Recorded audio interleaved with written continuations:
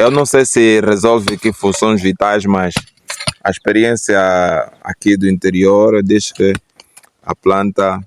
esta planta aqui, consegue sim ajudar a criança que não consegue. Para andar muito depressa. Sim, que tarda em andar.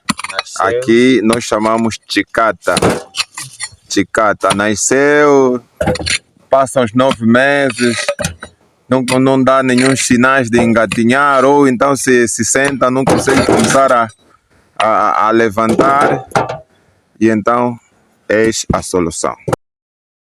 E segundo o que acabamos de aprender aqui, a mesma planta é solução para impotência sexual.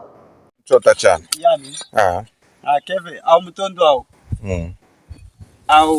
ao chupa yete malunga. Pakuno. Apila ni mwana bebe kumsela mchilisi. Maputuka kuna mzee maputuka kukalala lumiacho maputuka lumekwinda. Echukushimbwila hakwinda. Akuna mingonge iliko wanguchoka. Nalichoka nawe. Mas wakuchoka na Wakuchoka na kana. Acho jinalia Kevin go jinalia gochi. Itumbo. Ozangile kuhana mtondo neka.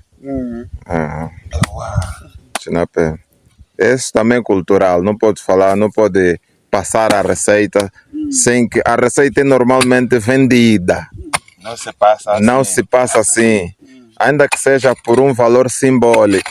E segundo a cultura, se você tomar uma receita qualquer sem que haja um simbolismo monetário por parte de quem conhece, não vai funcionar. Não vai curar. Não vai dar certo. Então, por isso que eu perguntei aqui o nome, ele também não quer falar. Mas tá bom.